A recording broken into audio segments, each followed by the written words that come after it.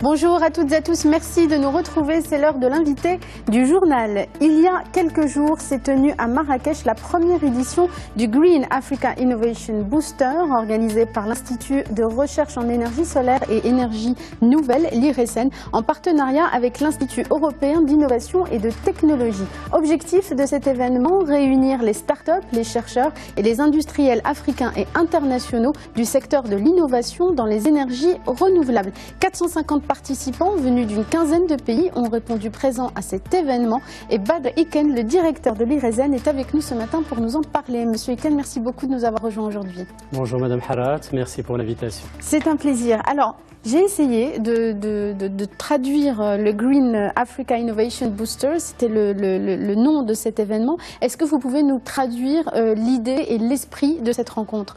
Écoutez, l'esprit, l'objectif est de réunir plusieurs intervenants dans le secteur de l'innovation verte et puis au niveau de notre continent africain. Bien évidemment, c'était aussi ouvert à des partenaires européens et aussi des partenaires de l'Amérique du Nord et de l'Asie, de les réunir pour discuter de l'innovation, présenter des programmes sur l'innovation, des programmes de soutien, des programmes réussis, tels que des modèles finlandais, allemands, coréens. Donc tout cela a été fait. Mais l'objectif, c'est aussi de soutenir les startups, ces jeunes entrepreneurs, et de les accompagner à travers d'abord le réseautage, et c'est l'objectif, puisque vous savez qu'un des éléments les plus importants au début, pour une petite entreprise, pour une petite start-up, c'est de trouver le premier client, donc le réseautage est important, de trouver également le partenaire pour avoir un accompagnement scientifique et ou financier. Et puis l'autre élément qui était aussi très important, c'était aussi de les reconnaître, de leur faire de la promotion à travers un concours de l'innovation. Donc tout cela, c'est un peu ce qu'on a essayé de traduire à travers cet accélérateur de l'innovation africain pour les technologies propres. Alors c'est la première édition d'un tel événement. Pourquoi avoir choisi de le faire maintenant ? Alors écoutez, c'est quelque chose que nous avions prévu depuis à peu près un an. Et cela arrive bien évidemment après 5 ans d'existence d'IRSN et de soutien financier à des projets de recherche collaboratifs. Donc nous avons, après ces 5 ans, déjà des résultats de projets de recherche qui peuvent être valorisés, qui pourraient être avec de l'accompagnement du soutien, qui pourraient être commercialisés. Et donc quelque part, c'était important là de développer un nouvel instrument pour soutenir l'innovation, et c'est pour ça qu'on a organisé cet événement. Et nous avons aussi un partenaire qui est la KIC InnoEnergy de l'Institut européen des technologies, avec lesquels nous avons, ces 2 dernières années, lancé et financé conjointement des projets de recherche collaboratifs. Et nous avions cet objectif de passer, donc de ce maillon de la chaîne de valeur, de passer de la recherche à l'innovation, parce que c'est également un défi important qu'il faut aussi assurer, et c'est pour ça que nous souhaitions démarrer cet événement. Alors, l'événement s'est décliné en plusieurs activités. Il y a eu des conférences, il y a eu un village de l'innovation qui a permis aux startups de montrer leur création et puis leurs produits. Les enjeux de cette innovation en Afrique, vous avez dit que c'était essentiel aujourd'hui, cette innovation. Sur quoi faut-il être performant en particulier? Est-ce que c'est sur le coût de ces créations? Est-ce que c'est sur les structures de recherche? Sur quoi faut-il être performant aujourd'hui pour relever le défi que vous évoquiez? Écoutez, c'est un ensemble. Je peux aujourd'hui vous confirmer qu'au niveau des universités marocaines, au niveau de plusieurs universités africaines, il y a de l'expertise. Donc nous avons des ressources humaines compétentes, nous avons des chercheurs qui arrivent vraiment à traiter des sujets et puis à faire arriver leurs projets à un niveau de maturité important pour pouvoir passer à une valorisation commerciale. Mais par contre, ce qui manque, c'est ce qui vient, c'est les maillons de la chaîne qui viendraient après. Donc comment passer de la recherche à l'innovation?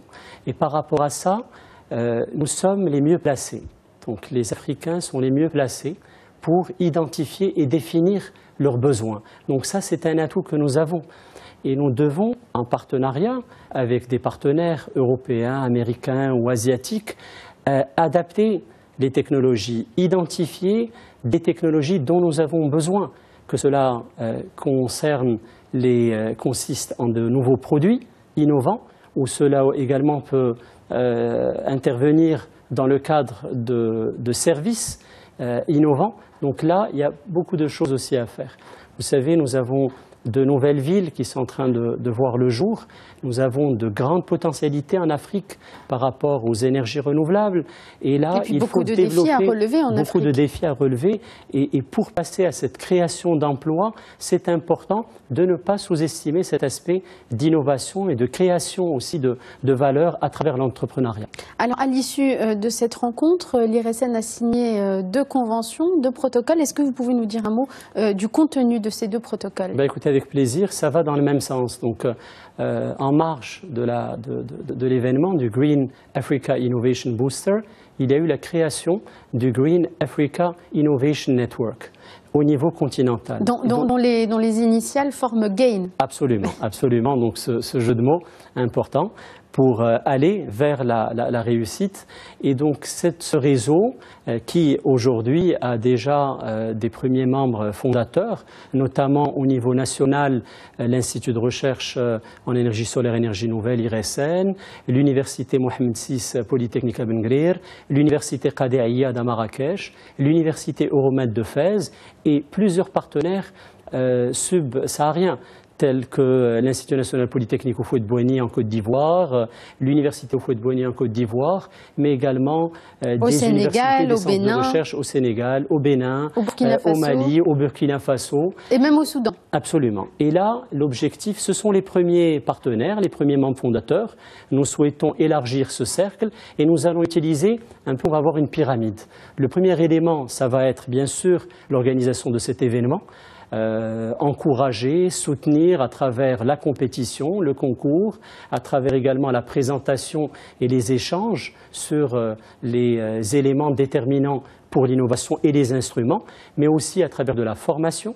Donc la formation, ça c'est également un aspect, un pilier de ce partenariat, de ce réseau.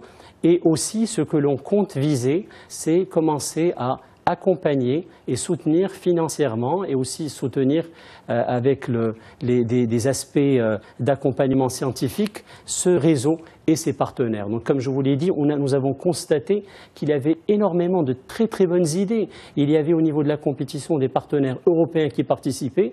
Eh bien, nous avions des idées de pays africains, de pays marocains qui étaient très pertinentes et innovantes. Absolument. Et le deuxième protocole ? Alors le deuxième protocole, lui, concerne la mise en place et le développement d'une académie pour la formation.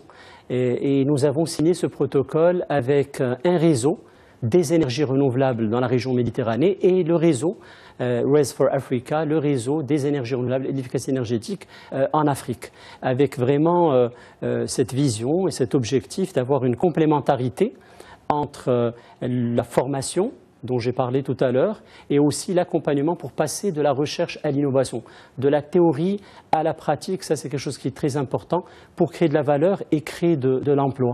Alors, une dernière question, il nous reste 1 minute. L'IRSN a été à l'origine de cet événement avec l'Institut européen d'innovation.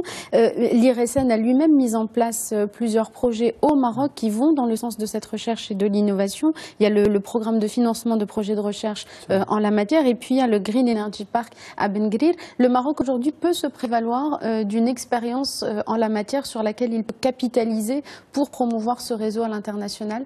Oui, vous avez totalement raison. J'ai parlé tout à l'heure de ce triptyque, la formation, la recherche et puis le soutien à l'innovation.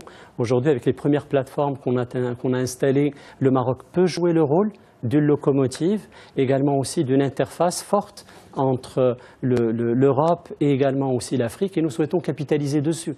Nous allons développer les futures plateformes de tests de recherche et de formation au niveau du Royaume, et nous espérons aussi faire de même pour l'Afrique, et puis soutenir et passer d'un continent des potentialités à un continent de l'innovation.